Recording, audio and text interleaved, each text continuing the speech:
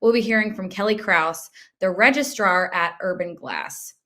Kellie currently leads the nonprofit's social media presence, and in addition to her administrative roles, she's also an instructor in the technique of kiln casting and has an active artistic practice, including a stained glass design line called Soldered.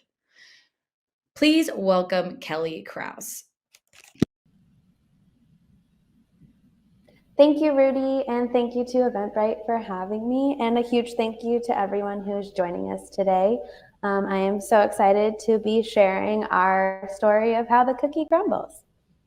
My name is Kellie Krouse. I am the registrar at UrbanGlass, and I have been working here for a little over 5 years, so I've seen our programming go through quite a lot of change, especially over the past year or so. And today I'm going to be sharing our tale of how we learned the cookie crumbles. A little bit about UrbanGlass. We are the largest public access glass facility in the New York metropolitan area, and we offer entry points for all skills, all ages, and all levels, anywhere from, like in this photo, a small child learning about glass for the first time, to artists who've been working in the material for over 20 years running their production lines out of our studio. A bit more about the background. We were founded in 1977 by 3 recent art school graduates who realized they needed a community and they needed a studio space to continue working in glass. So they started the New York Experimental Glass Center, which has gone on to become UrbanGlass. And we have a gallery and storefront on our ground floor. We have an in-house magazine. We have a residency program. We really offer any entry point for someone looking to be involved with glass, from an art collector looking to collect art objects, to a student interested in learning about glass, to, again, those professional artists who have been in the field for decades. Like so many of us, when the pandemic started and we had to go into lockdown, we sat down and asked ourselves how we were going to be able to adapt our decades-long education program to the virtual space we'd been thrust into. And the answer was that it's really hard. It was around the fall that we started trying programming again, so we decided to really lean into the holiday theme and kind of look back to in-person events we had done in the past, where you could come in and make your own glass ornament, make your own glass cookie, make your own glass snowflake. These make-your-own activities are really good opportunities to try out a new technique. So we decided to try and translate that to a virtual space. We knew that because we were all in the virtual space, we really needed to lean in to the digital marketing platforms we had at our hands. We played with Instagram and Facebook. We did stories, we did posts, we did email blasts. We really wanted to show how cute these cookies are and how much fun this activity could be.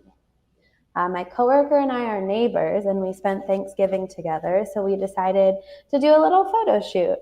We put the cookies in her oven. We pretended to be cooling them off. We had so much fun with the boomerang feature on Instagram. We even got the idea to make glass latkes to kind of expand our audience pool. We dunked one of the glass cookies in heavy cream because that's all we had, but it really gives a fun look, kind of like milk. We had prepped materials for over 40 participants. We were so ready for people to log on to Zoom and work one-on-one with one of our artists, deciding what color they want the ornament to be, what pattern they want on the cookie. And after all the registrations were done, we really made the day of 2 small brothers. This one family single-handedly signed up for this program, and while they had a blast, it wasn't quite the 40 people we were expecting. So afterwards, we sat down and we really thought about what our virtual programming could and should be. We realized that learning how to make your own objects is a fun activity, but what's fun about it is making it yourself, hands-on, in person. Virtual is virtual and hands-on is hands-on. So we sat down and really thought about what our virtual programs could be. We realized that demonstrations work really well on the virtual space, and group classes work really well in the virtual space. What was missing in those one-on-one virtual experiences is the community connection. People want to be in community and they want to be learning together. We created a Business of Glass program, which was all classes about small businesses. We did design building blocks, which is all different ways you can work on designs before coming into the studio. But what was most important was that these were group classes and they were able to bring the community together. After our classes, we send out surveys and we started getting so much feedback like this, which was really exciting to see that even though people were starting to get sick of working on Zoom, they were excited to do our Zoom classes because they got to be with Glass community. And we were actually able to broaden our community from what might have ever been possible in person. We've had people from over 10 different countries and 20 different states join into our classes to become a part of a community that they might never have been able to before. This is an example of one of our virtual programs that was really successful. We participate in a program called Su Casa, which New York City puts arts organizations and pairs them with senior centers.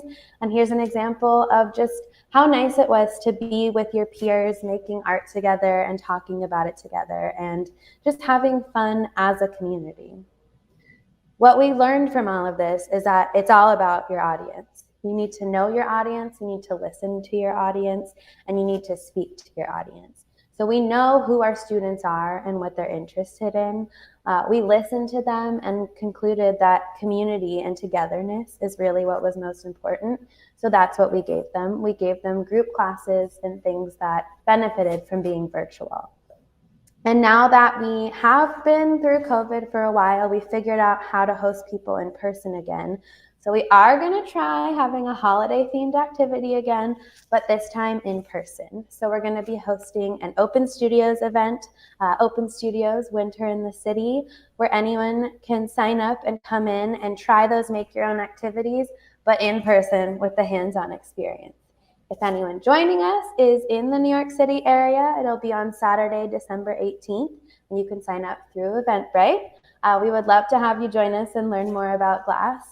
And with that, I'd like to say a huge thank you to Eventbrite and to everyone for having me here today.